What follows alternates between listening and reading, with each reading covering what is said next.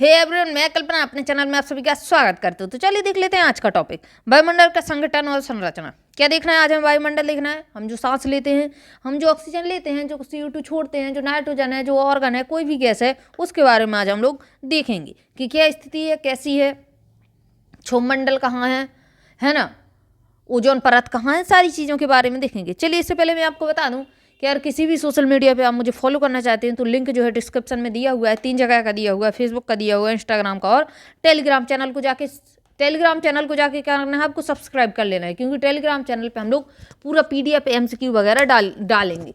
तो उसको आप उधर से आराम से आप उसको डाउनलोड कर सकते हैं, है ना। तो उसको जाके फॉलो कर लीजिए।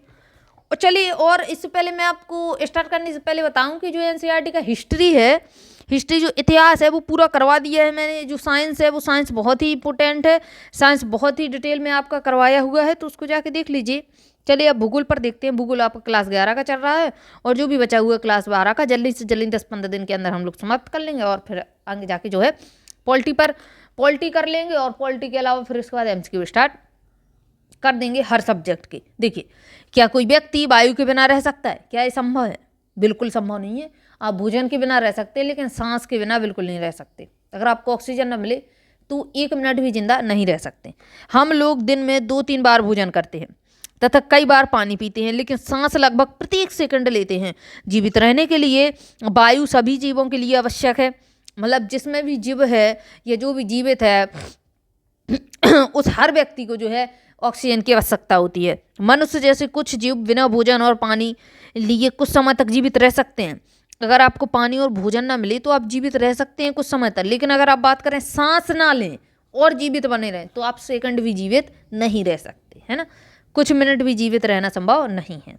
यही कारण है कि हमें वायुमंडल का विस्तृत ज्ञान होना चाहिए। जब ये चीज़ें हैं तो हमें ज्ञान भी तो होना चाहिए, नॉलेज भी तो होना चाहिए कि ये चीज़ें कैसी हैं, कौन सी वायु में गैस है जो हम लेते हैं, कौन सी छोड़ते हैं, इसकी मात्रा कितनी है वायुमंडल में, ये सब चीज़ों का ज्ञान भी होना चाहिए। चलिए, वायुमंडल विभिन्न प्रकार के गैसों का मिश्रण है और यह पृथ्वी को अपनी ओर से ढके हुए है। अपनी चारों तरफ से पृथ्वी को ढके हुए, ये रही पृथ्वी और इसके चारों तरफ वायुमंडल है, जिसको मैं आपको ब्लू कलर से दिखाऊं।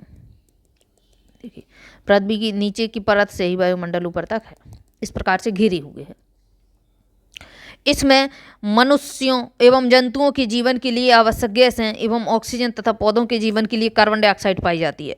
वायु पृथ्वी के द्रव्यमान का अभिन्न अंग है। वायु कैसा है? पृथ्वी का द्रव्यमान का बहुत इंपोर्टेंट अंग है तथा इसके कुल द्रव्यमान का 99% पृथ्वी की सतह से 32 किलोमीटर की ऊंचाई पर स्थित है। ध्यान से देखिएगा, ये रही पृथ्वी, 1 मिनट के लिए, ये रही पृथ्वी। अब जैसे ही हम पृथ्वी को ऊपर की साइड जाते हैं, देखिए रेड कलर से, जब ऊपर की साइड इस तरीके से जाते हैं तो जो वायु ये ऊपर की साइड जाना, तो मान लीजिए यहाँ पर 32 किलोमीटर तक है, ऊपर साइड 32 किलोमीटर तक जाना, यहाँ तक 32 किलोमीटर तक बहुत इंपॉर्टेंट है कि वायु का 99% भाग 32 किलोमीटर पर ही मिलता है। अगर इससे अगर आप ऊपर जाएंगे और कितना भी पूरे वायुमंडल में जाते चले जाइए तो 32 किलोमीटर से ऊपर मात्र वायुमंडल का 1% भाग है। यानी वायुमंडल की सघनता कहाँ है, वायुमंडल सघन कहाँ है? तो पृथ्वी की सतह से ही सघनता जब ऊपर की साइड जाते हैं तो धीरे धीरे कम होने लगती है। इस चीज़ को याद रखिएगा। चलिए देखिए, पृथ्वी की सतह से 32 किलोमीटर की ऊंचाई तक स्थित है 99% भाग। वायु कैसी है? रंगहीन है, रंग के बिना है, गंधहीन है। आपको कोई भी जो है, आप इसको नाक से बास नहीं कर सकते हैं कि गंध इसमें कौन सी आ रही है, तथा यह पवन की तरह बहती है, तभी आप इसे महसूस कर सकते हैं। ना तो इसको आप देख सकते हैं, ना इसका रंग है, ना कुछ है, रंगीन है, गंधीन है, लेकिन इसको आप महसूस कर सकते हैं। वायुमंडल का संगठन किस प्रकार का है? तो देखिए, वायुमंडल गैसों, जल वाष्प कितना है वायुमंडल में? तो अगर आप बात करें तो जल वाष्प वायुमंडल में, पूरे वायुमंडल में 4% पाया जाता है, जिसके कारण बारिश होती है ना। धूल कण भी मिलेंगे आपको छोटे छोटे, क्योंकि वायु साथ में जो है पवन क्या करती है, साथ में धूल कणों को उड़ा ले जाती है। वायुमंडल की ऊपरी परतों में गैसों का अनुपात इस प्रकार बदलता है जैसे कि 120 किलोमीटर की ऊंचाई पर ऑक्सीजन की मात्रा नगण्य हो जाती है। एग्जाम में पूछा जाता है कि वायुमंडल में ऑक्सीजन की मात्रा कहाँ तक पाई जाती है। तो अगर आप 120 किलोमीटर तक जाएंगे तो जो है इसके बाद जो है वायुमंडल में ऑक्सीजन की मात्रा आपको बिल्कुल भी नहीं मिलेगी। इसी प्रकार कार्बन डाइऑक्साइड एवं जल वाष्प पृथ्वी की सतह से 90 किलोमीटर की ऊंचाई तक पाए जाते हैं। जैसे बात करेंगे आप कार्बन डाइऑक्साइड एवं जल वाष्प, तो 90 किलोमीटर यानी ऑक्सीजन की मात्रा और ऊपर तक है। अगर ऐसे आप पृथ्वी की सतह से ऊपर की साइड जाएंगे तो यहाँ 120 किलोमीटर है, वहाँ तक तो मिलेगा आपका O2 यानी ऑक्सीजन। और आप बात करें 90 किलोमीटर तक का, तो 90 किलोमीटर तक मिलती है हमें कार्बन डाइऑक्साइड और जल वाष्प। यानी अभी आपको समझ में आया कि हम कहाँ तक वायुमंडल में जाएंगे, 90 किलोमीटर ऊपर तक तो हमें क्या मिलेगा, CO2। और अगर बात करें आप जल वाष्प, इससे आगे 90 किलोमीटर के आगे आपको CO2 और जल वाष्प नहीं मिलेगा। और अगर आप ऑक्सीजन की बात करें जो कि सबसे इम्पोर्टेंट है, तो ऑक्सीजन की बात करेंगे तो क्या होगा, ऑक्सीजन आपको 120 किलोमीटर तक मिल जाती है। ये दोनों चीज़ें याद रखिएगा, बहुत इंपॉर्टेंट है। अब देखिए गैसें, अब इसको एक एक करके देखना आप लोग। कार्बन डाइऑक्साइड मौसम विज्ञान की दृष्टि से बहुत ही महत्वपूर्ण, बहुत ज़्यादा, क्योंकि इससे ही जो है मौसम बनता बिगड़ता है, इसका काफ़ी योगदान रहता है। क्योंकि यह सौर विकिरण के, कहाँ गया, क्योंकि यह सौर विकिरण के लिए पारदर्शी है। एक मिनट देखिए इधर से, इसमें क्या बताया गया है कि जो गैसें होती हैं, गैसें क्या करती हैं, जैसे कार्बन डाइऑक्साइड वगैरह जो भी गैसें हैं, ठीक है, तो वो पृथ्वी के चारों तरफ फैली हुई हैं। अब क्या बताया है, क्योंकि ये सौर विकिरण के लिए गैसें कैसी हैं, पारदर्शी हैं। यानी जब सूरज आता, सूरज की किरणें पृथ्वी की साइड आती हैं तो वो आराम से आ जाती हैं। आप लोगों ने भी देखा है कि सूर्य की किरणें हम तक आसानी से पहुंचती हैं, यानी आना तो आसान है, लेकिन जब वो आती हैं पृथ्वी पर तो वो पार्थिव हो जाएंगी, पृथ्वी से जुड़ी हुई हो जाएंगी, है ना। अब पृथ्वी से जुड़ी हुई जब वो टकरा के ऊपर की साइड वापस जाएंगी तो वो अपारदर्शी हो जाता है, माध्यम। यानी फिर जो गैसों का ये जो चारों तरफ जाल फैला हुआ है कैसा हो जाएगा, अपारदर्शी हो जाएगा। यानी सारा जो ऊर्जा जो सूर्य से आई हुई है वो सारी की सारी ऊर्जा वापस नहीं जा पाएगी। यह सौर विकिरण के एक अंश को सोख लेती है। यह क्या करती है, पूरे अंश को वापस नहीं जाने देती है। जो सूरज की किरणें आई हुई हैं उसको सोख लेती है पृथ्वी अपने आप में, तथा इसके कुछ भाग को पृथ्वी की सतह की ओर प्रतिबिंबित कर देती है। क्या करती है कि कुछ को तो सोख गई और कुछ पृथ्वी के साइड फिर से प्रतिबिंबित कर दिया और कुछ को फिर बाहर कर दिया। यह ग्रीन हाउस प्रभाव के लिए सबसे उत्तरदायी है गैस कार्बन डाइऑक्साइड। अब ग्रीन हाउस प्रभाव जब आएगा तब पढ़ेंगे। दूसरी गैसों का आयतन स्थिर है, कितना है इसका, जो कार्बन डाइऑक्साइड का है बढ़ता घटता रहता है, बाकी गैसें स्थिर हैं। देखिए, जबकि पिछले कुछ दशकों में मुख्यतः जीवाश्म ईंधन को जलाए जाने के कारण कार्बन डाइऑक्साइड के आयतन में लगातार वृद्धि हो रही है। कार्बन डाइऑक्साइड आपकी बढ़ रही है। हम पेड़ काटेंगे, जीवाश्म जलाएंगे, कुछ भी चीज़ आप जलाइए, कुछ भी चीज़, तो क्या होता है, कार्बन डाइऑक्साइड निकलती है। इसमें हवा के ताप को भी बढ़ा दिया है, इसका टेम्परेचर बढ़ता है, सॉरी इसकी मात्रा बढ़ती है कार्बन डाइऑक्साइड की, तो ये करती है, ये जो है क्या करेगी, टेम्परेचर बढ़ा देगी। तो जब टेम्परेचर बढ़ाएगी तो आसपास की गैसें भी तो गर्म होंगी, ठीक है। ओजोन वायुमंडल का दूसरा महत्वपूर्ण घटक है ओजोन। ओजोन परत, ओजोन मतलब इसका क्या होता है फॉर्मूला O3, यानी ऑक्सीजन के 3 अणु, है ना। तो ये इंपॉर्टेंट है। ऑक्सीजन के 2 अणु तो हमारे लिए कितने अच्छे होते हैं, ऑक्सीजन के लिए 3 अणु हमें गड़बड़ कर देते हैं। और ये गड़बड़ आप देखिए होता नहीं है गड़बड़, ये अच्छी होती है ओजोन हमारे लिए। ओजोन जो कि पृथ्वी की सतह से कहाँ तक है, सुदे 10 से 50 किलोमीटर पर छोटी सी परत इसकी फैली हुई है। यह एक फिल्टर की तरह कार्य करती है। फिल्टर से मतलब है सूर्य से आने वाली परावैंगनी किरणें जो कि बहुत ही हानिकारक होती हैं, हमें डायरेक्ट त्वचा कैंसर वगैरह कर देती हैं, आंखों से हमें अंधा कर सकती हैं, तो उन किरणों को ही रोक लेता है ओजोन, उनकी पृथ्वी पर सतह तक पहुंचने से रोकता है। लेकिन यही ओजोन अगर क्या करे, पृथ्वी की सतह पर क्षोभ मंडल में आ जाए तो हमारे लिए नुकसानदायक हो जाएगी। चलिए देखिए आगे क्या प्रभाव पड़ेगा। सूर्य की किरणें हमारे पास जब सीधी आएगी और जो परावैंगनी किरणें रोक रहा था, वो परावैंगनी किरणें हमारी त्वचा पर जब पड़ेंगी तो हम जल जाएंगे सीधे, है ना। त्वचा कैंसर होगा वगैरह वगैरह, बहुत सारी चीज़ें होती हैं ओजोन परत के हट जाने से। जब UV रेज सीधे आएंगी तो दिक्कत होगी। देखिए जल वाष्प वायुमंडल में उपस्थित ऐसी परिवर्तनीय गैस है जो ऊंचाई के साथ घटती जाती है। धीरे धीरे जैसे ही आप ऊपर की साइड जाएंगे तो ये गैस क्या करेगी, घटती जाएगी। जल वाष्प मतलब वायु में उपस्थित आर्द्रता किसको कहते हैं, वायु में उपस्थित जल वाष्प। गर्म तथा आर्द्र उष्ण कटिबंध में यह हवा के आयतन का 4% होता है। कितना होता है, 4%। यानी वायुमंडल में जल वाष्प 4% है, जबकि ध्रुवों जैसे ठंडे और रेगिस्तानी जैसे शुष्क प्रदेशों में यह हवा के आयतन के 1% भाग से भी कम हो जाता है। सीधी सीधी बात है, जैसे जैसे अक्षांश बढ़ेगा, अक्षांश बढ़ने के साथ साथ ठंडा प्रदेश आएगा, ठंडे प्रदेश के साथ साथ क्या होगा, ठंडे प्रदेश में जो है वाष्पीकरण कम होता है, और जब वाष्पीकरण कम होगा तो क्या होगा, ये जो जल वाष्प है हवा में नहीं पहुंच पाएंगे, वाष्पीकरण नहीं होगा। जहां जहां वाष्पीकरण ज़्यादा होगा, जल वाष्प की मात्रा वहां वहां आपको ज़्यादा मिलेगी, और सबसे ज़्यादा जल वाष्प की मात्रा आपको 4% मिल जाएगी, और जो कि आपको अक्षांश छोटा होगा, 0 डिग्री अक्षांश भूमध्य रेखा पर मिलती है। विषुवत व्रत से ध्रुवों की तरफ जल वाष्प की मात्रा कम होती जाती है, इस चीज़ को याद रखिएगा। जैसे जैसे आप क्या करेंगे, विषुवत व्रत से इसको एक बार बना लेते हैं, कोई दिक्कत वाली बात नहीं है। देखिए इसको एक बार, अरे 1 मिनट, देखिए ये रहा आपका विषुवत व्रत। अब जैसे जैसे आप ऊपर की साइड जाते चले जाएंगे अक्षांश पे, जैसे जैसे ऊपर ऊपर यहाँ की साइड जाएंगे तो क्या होगा, जलवाष्प की मात्रा घटती जाएगी, नॉर्मल बात है, कोई बड़ी बात नहीं है। चलिए देखिए आगे, जैसे जैसे अक्षांश बढ़ेगा वैसे वैसे जलवाष्प की मात्रा घटती जाएगी। क्यों? क्योंकि वहाँ पे जो है आपका, वहाँ पे क्या है आपका, बाष्पीकरण ही नहीं हो रहा है।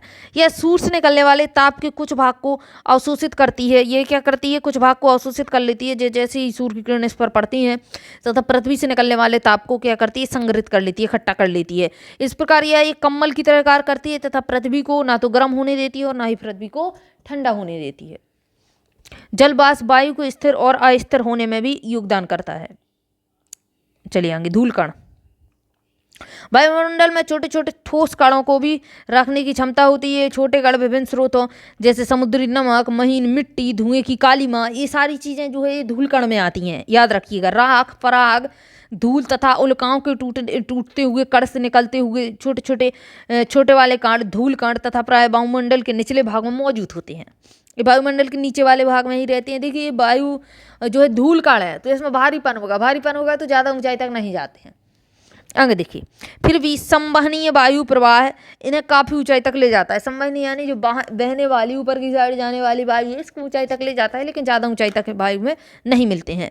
धूल कणों का सबसे अधिक जमाव आपका कहाँ मिलेगा, धूल कणों का उपोष्ण और शीतोष्ण प्रदेशों में सूखी हवा के साथ होता है।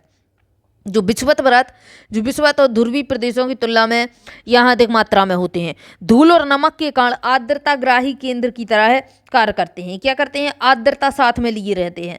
इसके चारों ओर जल वाष्प संघनित होकर मेघों का निर्माण करते हैं। धूल कण और आर्द्रता जब मिलती है तो जल वाष्प क्या बनाते हैं, बादल बना देते हैं, मेघ बना देते हैं। जो व्हाइट व्हाइट दिखता है वो यही होता है। वायुमंडल की संरचना देख लीजिए, ये इम्पोर्टेंट है। वायुमंडल अलग अलग घनत्व तथा तापमान वाली विभिन्न परतों का बना हुआ है। पृथ्वी की सतह के पास घनत्व अधिक है। अभी अभी बताया कि जैसे जैसे हम ऊपर की साइड जाएंगे वायु की घनता कमती जाएगी। ऊपर की साइड मतलब है पर्वत पर चढ़ते जाइए आप लोग, आपको जो है सांस लेने में दिक्कत होती जाएगी। क्यों? क्योंकि वहाँ पर जो है ऑक्सीजन की कमी होने लगती है। यानी जितनी ऊंचाई पर जाएंगे उतनी आपको जो है वायु सघन नहीं मिलेगी, जबकि ऊंचाई बढ़ने के साथ यह घटता जाता है। पृथ्वी की सतह के पास घनत्व कैसा होता है, बहुत अधिक होता है। जैसे जैसे आप ऊपर की साइड जाएंगे तो वायु का घनत्व घटता जाएगा। तापमान की स्थिति के अनुसार वायुमंडल को 5 विभिन्न स्तरों में बांटा गया है। अब देखते हैं टेम्परेचर के अनुसार वायु को किस किस सतह में बांटा गया है। तो ये सतह कौन कौन सी है, क्षोभ, समताप, मध्य, आयन और बहिर्मंडल होता है। आयन को बाह्य मंडल भी कहते हैं, और बहिर यानी सबसे बाहर का मंडल। क्षोभ मंडल, समताप मंडल, मध्य मंडल, बाह्य मंडल और बहिर्मंडल। ये बहुत इंपॉर्टेंट है। इसको एक एक चीज़ देखिएगा, कौन सी घटना किस वायुमंडल में घटती है। तो देखिए क्षोभ मंडल को देखिए, सबसे पहले आपको वायु जो पृथ्वी की आप सतह पर रह रहे हैं, इससे जैसे ही ऊपर की साइड जाएंगे तो आपको सबसे पहले मिलेगा क्षोभ मंडल, है ना। क्षोभ मंडल सबसे नीचे का स्तर है। इसकी ऊंचाई लगभग, इसकी सतह से लगभग कैसी होती है, ऊंचाई 13 किलोमीटर की होती है।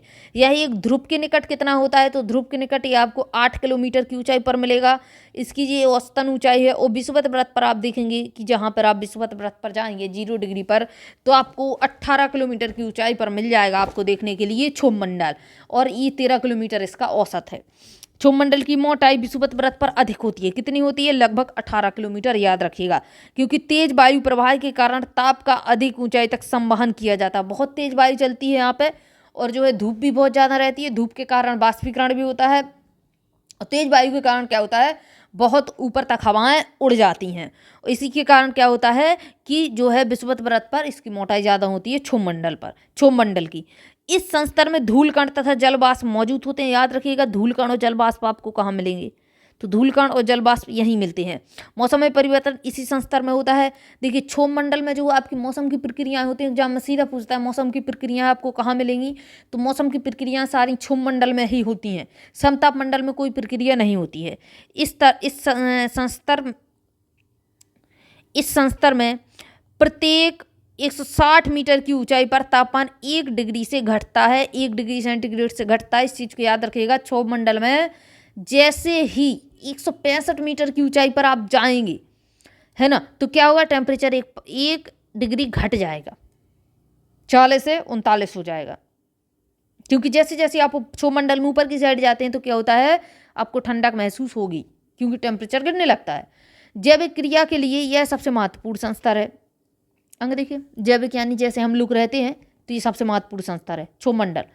क्षोभ मंडल में मुख्य रूप से क्या बात होती है, ओजोन परत। क्षोभ मंडल को समताप मंडल को अलग करने वाले भाग को क्षोभ सीमा कहते हैं। देखिए, क्षोभ और समताप के बीच जो भाग मिलेगा मिक्स थोड़ा सा, उसको आप क्षोभ सीमा कह देते हैं। ये रहा क्षोभ मंडल आपका, है ना। ये जो सीमा है, ये जो बीच में पट्टी बनी हुई है, ये अलग कर रही है, इसको क्षोभ सीमा कहेंगे। क्षोभ सीमा, ये क्षोभ है और ये आपका समताप मंडल है। फिर इसको समताप सीमा कहेंगे, यानी नीचे की परत के हिसाब से नाम डिसाइड हो रहे हैं। इस चीज़ को याद रखिएगा। कहाँ थे हम लोग, यहाँ थे। विषुवत व्रत के ऊपर क्षोभ सीमा में हवा का टेम्परेचर कितना रहता है, तो देखिए, विषुवत व्रत के ऊपर क्षोभ सीमा में हवा का टेम्परेचर -80 डिग्री सेंटीग्रेड से ध्रुव के ऊपर -45 डिग्री सेंटीग्रेड होता है। यहाँ पर तापमान स्थिर होने के कारण इसे क्षोभ सीमा कहते हैं। ये जो क्षोभ सीमा वाला बीच का भाग है, उसके बारे में बता रहा है। समताप मंडल इसके ऊपर 50 किलोमीटर की ऊंचाई तक पाया जाता है। इसके बाद जैसे ही आप ऊपर की साइड जाएंगे 18 किलोमीटर के ऊपर अगर बात करें, तो क्या होगा कि आपको 18 से 50 किलोमीटर की ऊंचाई तक, या आप 13 से 50 किलोमीटर की ऊंचाई तक बात करेंगे, तो आपको क्या मिलेगा, समताप मंडल मिलेगा 50 तक। और समताप मंडल का एक महत्वपूर्ण लक्षण क्या है, तो इसका सबसे महत्वपूर्ण लक्षण है ओजोन परत इसमें पाई जाती है। यह परत पराबैंगनी किरणों को अवशोषित कर लेती है, पृथ्वी की ऊर्जा के तीव्र तथा हानिकारक तत्वों से हमको बचा लेती है। मध्यमंडल समताप मंडल के ठीक ऊपर 80 किलोमीटर की ऊंचाई पर होता है। 50 तक तो अभी तो हम चले थे, अब 50 से जब 80 किलोमीटर तक आप जाएंगे तो आपको 80 तक क्या मिलेगा, मध्यमंडल। इस संस्तर में भी ऊंचाई के साथ साथ तापमान में कमी आने लगती है। देखिए, क्षोभ में जैसे जैसे हम ऊपर की साइड जाएंगे क्षोभ मंडल में टेम्परेचर गिरता है, ठीक है। और फिर क्या होता है, जब हम समताप मंडल में जाएंगे तो टेम्परेचर बढ़ने लगता है। क्यों, क्योंकि देखिए, बहुत ताकतवर पराबैंगनी किरणों को ओजोन परत ने इसको रोक रखा है। तो समताप मंडल में जाते ही हमें टेम्परेचर ज़्यादा मिलेगा।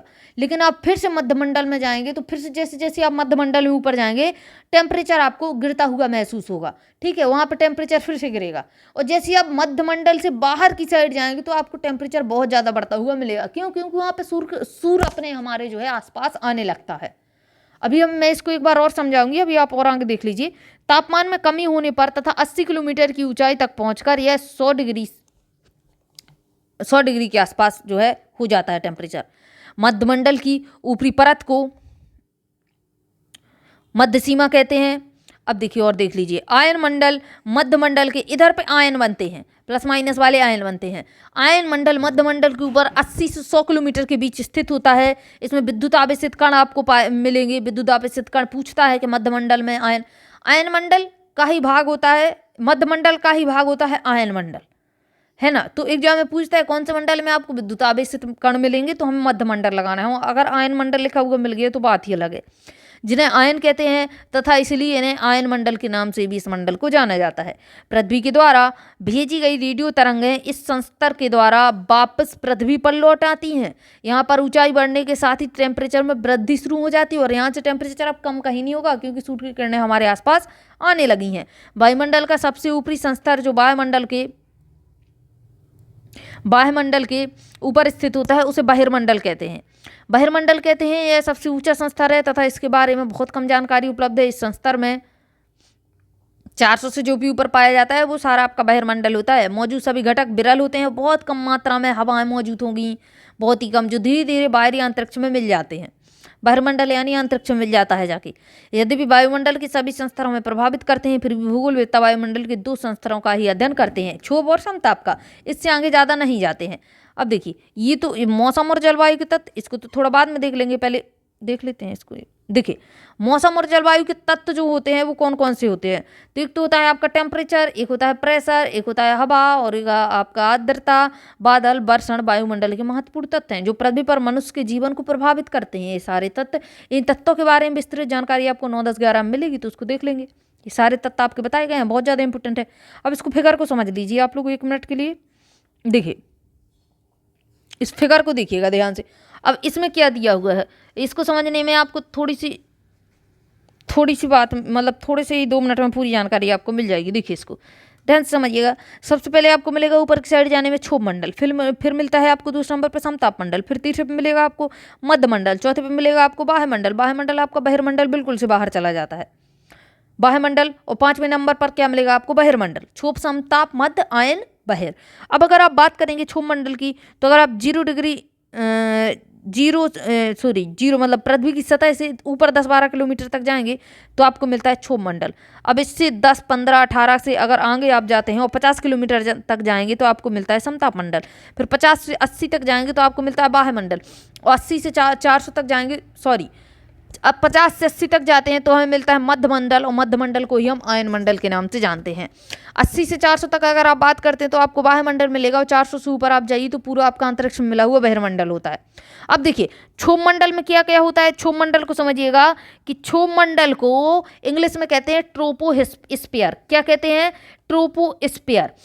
समताप मंडल को कहते हैं स्ट्रेटोस्फियर। इस चीज को याद रखिएगा, है ना। एक इंग्लिश देख लेना, क्योंकि हिंदी के पेपर में भी इंग्लिश के शब्द ही लिखे मिलते हैं। मध्य मंडल अगर आप बात करते हैं तो इसमें मिलता है लिखा हुआ मेसोस्फीयर। बाह्य मंडल की अगर आप बात करते हैं तो आयनोस्फीयर मिलेगा, फिर एक्सोस्फीयर। आयनोस्फीयर बोलते हैं वायुमंडल को, आयन के हिसाब से इसको बोलते हैं एक्सोस्फीयर, बिल्कुल से एक्स, है ना। तो क्षोभ, समताप, मध्य, आयन, बहिर। अब देखिए, क्षोभ मंडल में क्या होता है। क्षोभ मंडल में सबसे इम्पोर्टेंट मौसम जैसी दशाएं होती हैं। मौसम वाली प्रक्रिया जो होती है, मौसम वाली जो प्रक्रिया पूछी जाती है एग्जाम में कि मौसम की घटनाएं कहाँ पे संपूर्ण होती हैं, बादल कहाँ बनते हैं, तो वो आपका क्षोभ मंडल का ही भाग है। अगर आप समताप मंडल की बात करें तो मुख्य रूप से तो यहाँ ओजोन परत पाई जाती है, और एक चीज़ और है कि क्षोभ मंडल में आपके एरोप्लेन उड़ाए जाते हैं, एरोप्लेन। क्योंकि एग्जाम में पूछता है कि हवाई जहाज चलाने के लिए सबसे अच्छा मंडल कौन सा है, तो समताप मंडल है। क्षोभ मंडल में मौसम जैसी दशाएं बनती हैं, और समताप मंडल बिल्कुल खाली रहता है, इसलिए जो है हवाई जहाज समताप मंडल में जाके उड़ाए जाते हैं, क्षोभ मंडल से पूरा निकल के। आगे बात समझ में। बादल नहीं आपको मिलेंगे यहाँ पे, बादल मिलेंगे तो कोहरा मिलेगा, कोहरा मिलेगा तो वही पायलट को दिखेगा कैसे, इसलिए वो समताप मंडल में हवाई जहाज ले जाता है ना। और मध्य मंडल में आपके आयन बनते हैं, तो 3-4 चीज़ें इंपोर्टेंट हैं, ठीक है। क्षोभ और समताप के मध्य जो सीमा बनेगी वो क्षोभ सीमा बनेगी, और इसके बाद जब समताप और मध्य के बीच जो सीमा बनेगी वो समताप सीमा बनेगी। तो इस चीज़ को याद रखिएगा। यहाँ पे आपका चैप्टर जो होता है समाप्त, बहुत इंपॉर्टेंट है, छोटा जरूर है लेकिन बहुत ज़्यादा इंपॉर्टेंट है चैप्टर आपका, है ना। क्वेश्चन दिए हुए हैं सबसे ज़्यादा जो है वायुमंडल में कौन सी मात्रा पाई जाती है, नाइट्रोजन की। हाँ, एक चीज़ और मैंने आप लोगों को नहीं बताई कि इसमें मात्रा जो है किस प्रकार से पाई जाती है। तो देखिए, सबसे ज़्यादा मात्रा किसकी पाई जाती है, तो सबसे ज़्यादा आप देखेंगे मात्रा N2 यानी नाइट्रोजन की, जो कि 78.8% मात्रा पाई जाती है। सबसे ज़्यादा नाइट्रोजन पाई जाएगी। इसके बाद अगर आप बात करें तो ऑक्सीजन मिलेगी आपको, जो कि मिलती है 20.95 यानी लगभग 21% आप इसको बोल सकते हैं। ऑक्सीजन के बाद आप बात करते हैं तो आपको मिलती है ऑर्गन गैस। ऑर्गन की मात्रा तीसरे नंबर पर होती है, जो 0.93 मिलती है हमें। अगर आप बात करें CO2 की, कार्बन डाइऑक्साइड की, तो 0.03 हमें कार्बन डाइऑक्साइड गैस यहाँ पे मिलती है ना। चलिए, अब इसके बहुत सारी गैसें, नियॉन, हीलियम, क्रिप्टॉन, जिजॉन, रेडॉन, बहुत हाइड्रोजन वगैरह सब गैसें आपको मिल जाएंगी, लेकिन 3-4 मुख्य गैसें हैं। इन 4 गैसों का आपको ऑर्डर पूछा जाता है। तो देखिए, ऑर्गन गैस याद रखिएगा, क्योंकि ऑर्गन पहले आती है और कार्बन डाइऑक्साइड बाद में। पहले आपको नाइट्रोजन, नाइट्रोजन के बाद ऑक्सीजन, ऑक्सीजन के बाद क्या मिलेगी, आर्गन गैस, आर्गन के बाद ही कार्बन डाइऑक्साइड मिलती है। तो इन तीनों की मात्रा याद रखिएगा, इन तीनों का ऑर्डर याद रखिएगा। और इसमें बताया गया है कि कौन सा ऐसा मंडल है वायु का जो वायुमंडल जीवन के लिए है। तो बताइए, क्षोभ मंडल में रहते हैं हम लोग, है ना। ये क्वेश्चन आपके दिए हुए हैं। ऑक्सीजन कितनी ऊंचाई तक न पाई जाएगी, 120 तक। और ये बताया गया निम्न में कौन सी गैस सौर विकिरण के लिए पारदर्शी तथा पार्थिव के लिए अपारदर्शी है, तो वो है आपकी कार्बन डाइऑक्साइड, शुरुआत में ही हम लोगों ने देखा था। समुद्री नमक, परागकण, धूल की कलिमा, मिट्टी, महीन किससे संबंधित है? तो ये जल वाष्प से संबंधित है, सॉरी धूलकण से संबंधित है, धूलकण माने जाते हैं ये सारी चीजें। चलिए ये हो गया चैप्टर आपका इधर पर समाप्त। मिलेंगे नए चैप्टर के साथ। चैप्टर अच्छा था और आगे इसी से संबंधित आपके 3-4 चैप्टर दिए गए हैं, 9, 10, 11। चलिए वो भी चैप्टर कर लेते हैं। मिलते हैं नए चैप्टर के साथ, तब तक के लिए जय हिंद, जय भारत।